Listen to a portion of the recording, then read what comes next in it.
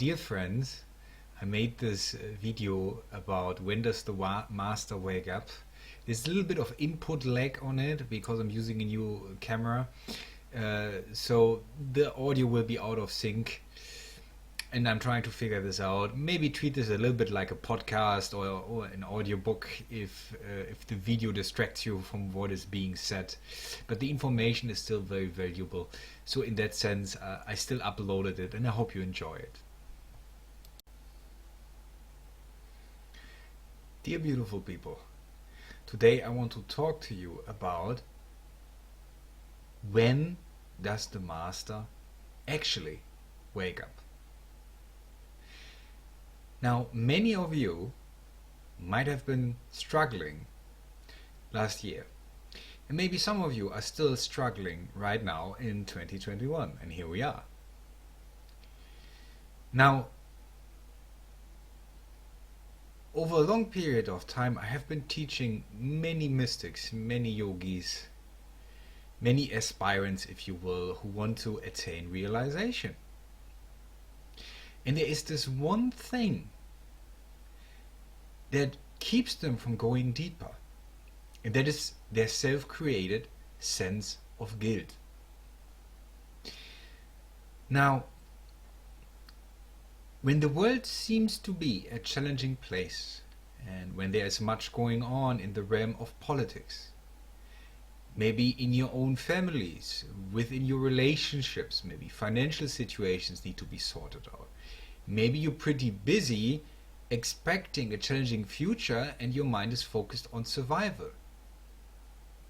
You see, the one thing that keeps us from actually realizing who we are is our investment in this physical reality.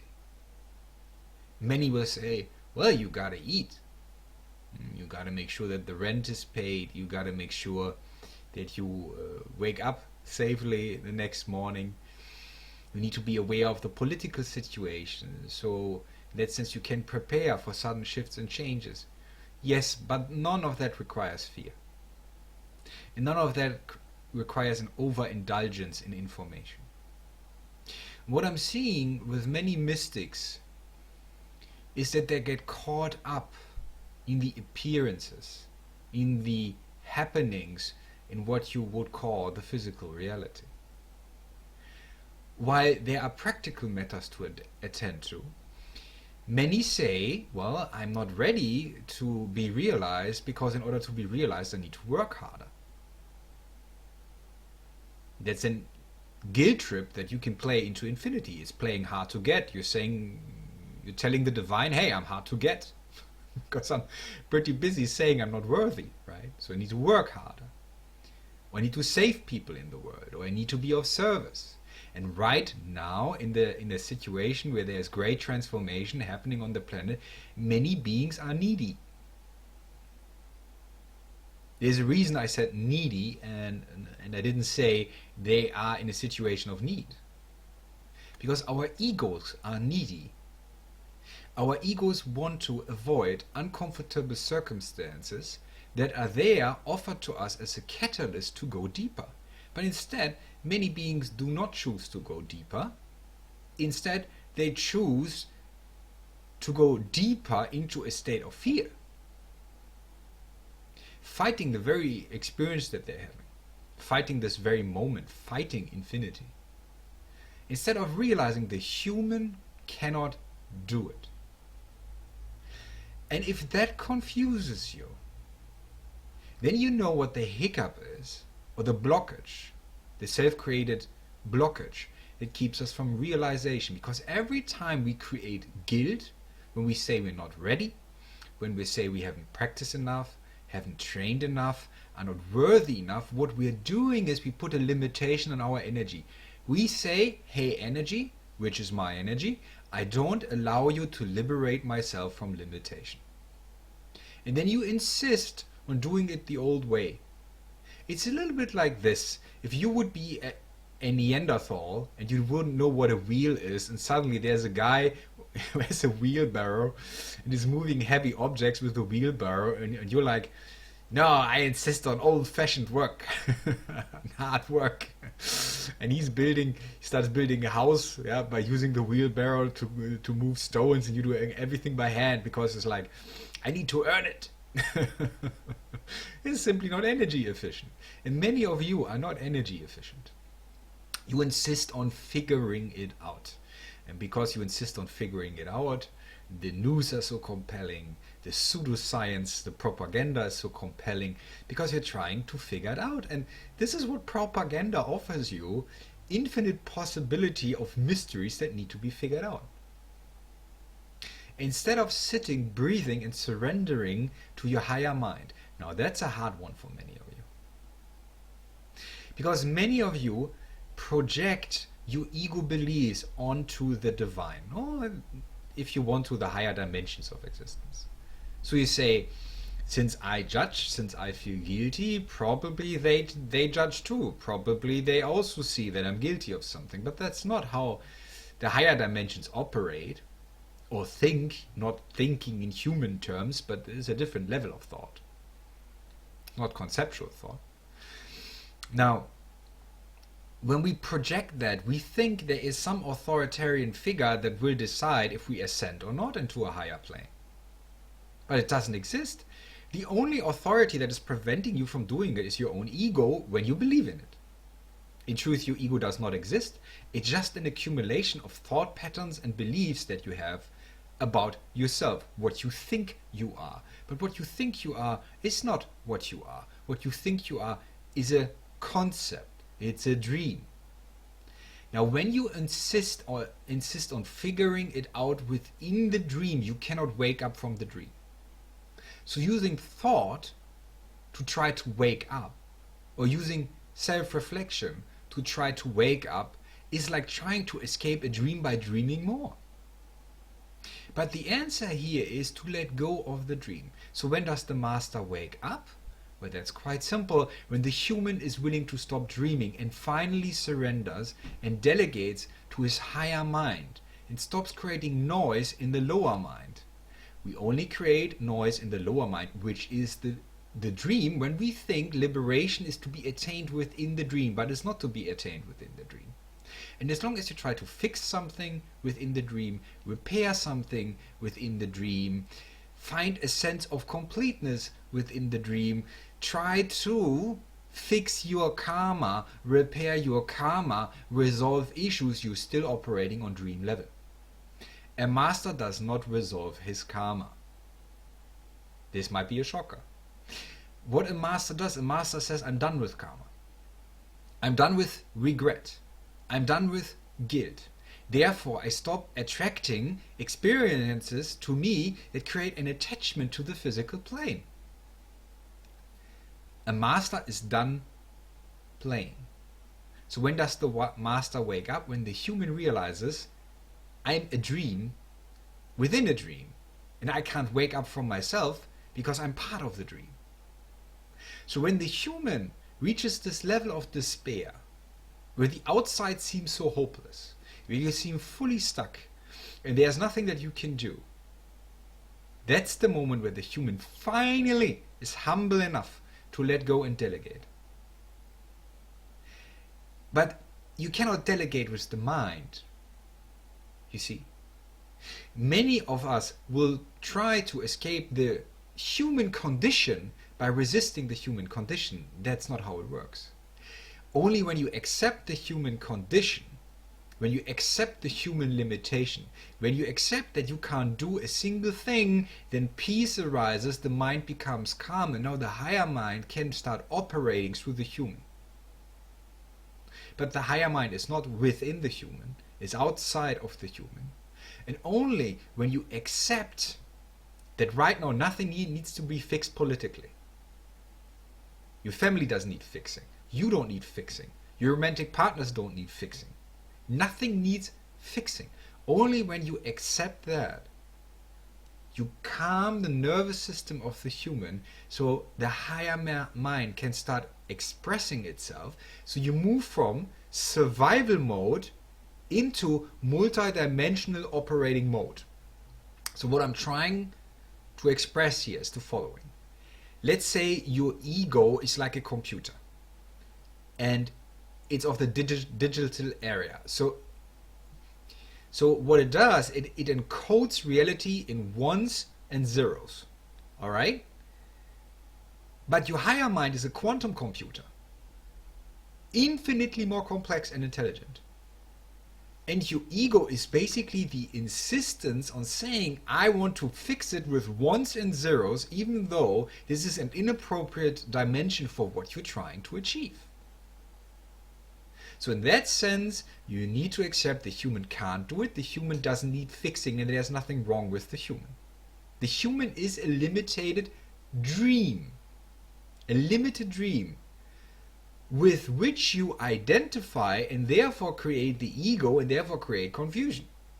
So it's of great importance, and I don't care how much you want to serve this universe or this world, and I don't care how guilty you feel. And I don't care for the self-loathing and self-pity that many mystics wallow in, because it doesn't serve you. From a level of compassion, I'm saying, drop that nonsense. And this is why there's a word masters might sometimes use, but it might not match the ego's idea of what a master is. An ego might think, well, a master is this shining being that is so transcendent of anything that it wouldn't use certain words, but a master on occasion might say bullshit. Bullshit with the self-pity. Self-pity is bullshit. Wallowing is bullshit. Yeah, wallowing in your self-pity. Why is that bullshit? Because it's all self-imposed limitation. And then your mind creates the story. The political situation keeps you trapped. The financial situation keeps you trapped. Your family keeps you trapped. Nothing keeps you trapped except your sense of guilt that you create when you finally consider freedom from all those circumstances. Because a master goes for complete freedom. And in order to go for complete freedom, you need to call yourself out on your own bullshit, or have someone to call you out on your bullshit. And what is bullshit? Bullshit is self-pity. Bullshit is investment into the limited state of ego existence by saying, I need to fix it on human level because I'm guilty, and it's a form of self-punishment. So we say, oh, we limit our energy because we insist on fixing this with ones and zeros instead of quantum computing. And what is this? Pride and narcissism. Because only someone who has pride can have a sense of guilt. Why would we have pride? That would be a powerful question. Because pride is born out of unloving beliefs. See, if you have negative beliefs about the human experience and about the human, then you say the human is not enough.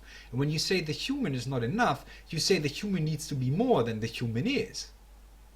And then you say, well, I gotta improve the human, otherwise I can't attain realization. But this is exactly what stops you from realizing, because you need to understand the human is not made to realize. But if I insist on the human having to realize it, what am I doing? I'm torturing the human nature. Because the human can't do it. In the same way, when we start, for example, practicing Tantra, that means sexual energy transmutation and transformation, building a bridge to the divine by using our sexual energy, adding it to the Kundalini, and therefore opening up the chakras so we can receive higher energies. When we start doing that, how many of you will go on an ego guilt trip when you cannot gain full control over your sexuality? Because sexuality is natural. But how many of you have been programmed in Western society and through the church systems and old mystical systems where, let's say, the practitioners weren't mature enough to handle sexual energy? How many of you will guilt trip when you have a natural sex drive and blame the human for it and punish the human for it and then say, well, I'm going to limit my energy because I'm not worthy? Every time you have this loop of I am not worthy and I feel guilty, it's a big bunch of narcissism, because you're saying the human got to figure it out. And you still insist on ones and zeros instead of quantum computing. So what am I saying? The art of surrender is what separates the master from the average yogi or those mystical aspirants, adepts, if you will. The master is one who realizes I don't have to figure it out. And then he, in that moment, is liberated from the limited I because he lets go of the limited I, of the conceptual I, of the dream I. People ask me sometimes to teach them certain meditations. I meditate on something differently nearly every single day. How can I put that into the system? I can't, because I do it intuitively. I could tell you what I do, but it wouldn't make any sense. Why wouldn't it make any sense? Because I simply sit down, I let go of the human self, I accept the human self fully, and by accepting the human self calms down. And now this membrane, the mind, stops producing noise, because the moment I accept the mind cannot figure it out, and I don't push the mind to figure it out, the mind is at ease and relaxes. And the moment the mind relaxes, it acts like a drum that you don't drum on. See, when you insist that the mind is supposed to figure out something metaphysical, what the mind is not made for, then you start drumming, you create noise in your brain. When you create noise in the brain, you cannot pick up on the subtle vibrations that come from higher dimensions that impact your mind. Because your noise is so loud. Let's say you're in a crowd at a concert and someone calls you and you're trying to hear them on the phone and you can't because there's so much noise around. And this is basically what the ego is. The ego is an identification with the body.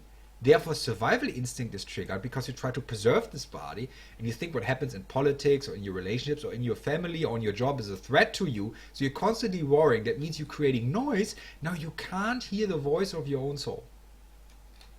And that needs to stop. And the human is constantly like, I'm not successful, I'm not attractive enough, I'm not getting the attention I want, and therefore creating guilt and creating energy limitation and creating noise. Some of you write a lot, and some of you are very smart. You write great essays about spirituality and metaphysics. But all the time that you spend writing, if you wouldn't spend that time meditating, and I don't mean concentration in a sense that you try to force your mind to bring something about that it's not made to do. No, but a defocusing, a letting go, so the higher intelligence can basically remote control the human nervous system in order to bring transformation about. But many of you are too scared to do this.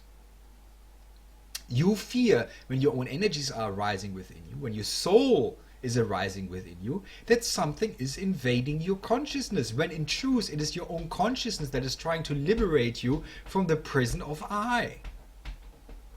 And this is what I often hear from students, and sometimes, and I'll be honest about that, I get a little bit impatient with those students who have been with me for a while, who still refuse to surrender to their higher intelligence and constantly say, well, suddenly I feel an energy in my heart, or I become aware of some psychic sense, and then I get scared. I say, why get scared of your own self? But they insist on having metaphysical conversations with me for hours and hours and hours.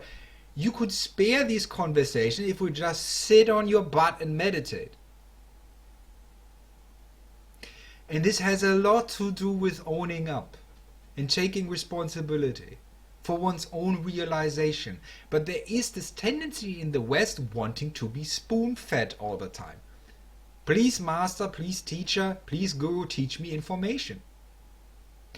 All the information a master would give a mystical student is designed to ease them into surrendering to their own inner guru, to their own inner master. And once that connection is thoroughly established, they do not need a teacher anymore. That doesn't mean that, let's say, masters, for example, wouldn't advise each other on something, wouldn't counsel each other. That happens all the time. But what I'm saying is this: your own connection to your own higher self, once it is established, you're not trapped in this loop of looking for teaching. But to constantly insist on new information is feeding the mind instead of sitting on your ass for at least 2 hours a day, meditating, but not trying to bring something about, but calming your mind by accepting your mind, calming the human by accepting the human. And the more you calm the human, the more the human nervous system becomes aware of the subtle energies and influences from spirit and slowly develops psychic ability and psychic connection. The bandwidth increases, the energy vortexes start opening up, more and more multidimensional information is sieving through the veil into the human nervous system, therefore modifying the human nervous system and bringing about the alchemy, the transformation that you're looking for. But for that, a yogi needs to let go. And still, many of you insist on intellectual activity as the main inquiry. You hang out on your spiritual forums, you debate with other seekers. If you would just go into a forest for 3 months on your own, watching your breath, being in meditation, detoxing from the mass consciousness until your mind would quiet down, the miracles would come to you. But the insistence on using binary when you have a quantum computer in a higher dimension, that's foolishness. And sometimes a master gotta say, bullshit. Contemplate about that, my friends. Be well.